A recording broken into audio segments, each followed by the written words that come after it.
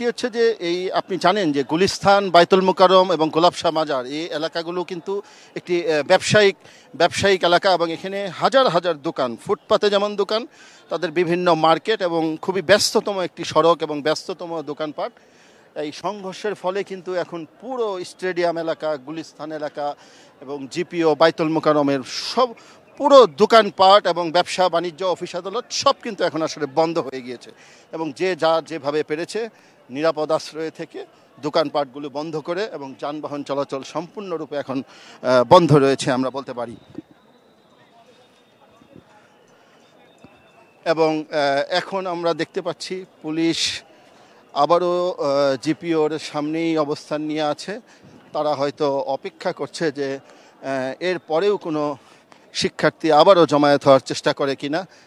তবে এই মুহূর্তে আমি বলতে পারি যে শিক্ষার্থীদের আমরা এই এলাকাতে দেখতে পাচ্ছি না। তারা মূলত স্টেডিয়ামের ভিতর দিয়ে ওই পাশে মতিঝিলের যে ওই পাশটা রয়েছে ওই দিকে গিয়ে আশ্রয় নিয়েছে।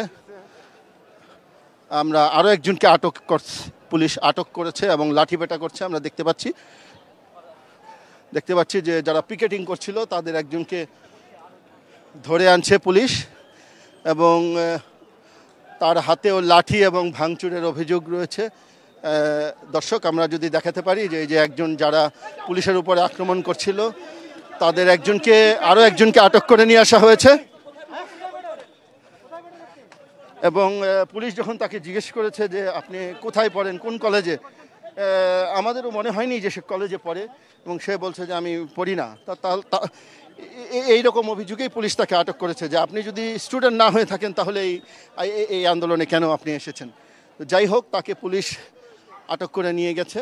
আমরা দেখতে পাচ্ছি এখনও বিভিন্ন অলিগলি এবং দোকানপাটে যেখানে পিকেটাররা আশ্রয় নিয়েছিল এবং শিক্ষার্থীরা আশ্রয় নিয়েছিল তাদেরকে বিভিন্ন জায়গায় তল্লাশির মাধ্যমে পুলিশ পরিস্থিতি নিয়ন্ত্রণে আনার চেষ্টা করছে।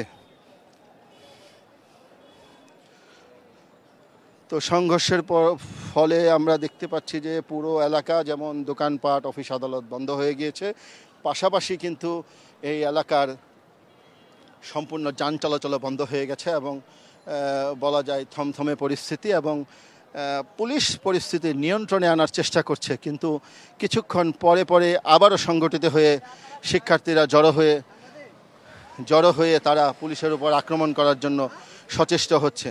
তো এই বিষয়ে আমরা এখানে কিছুক্ষণ আগে একজন এডিশনাল আইজি উনি এসেছিলেন, উনি আমাদের সাথে কথা বলেছে গণমাধ্যম কর্মীদের সাথে।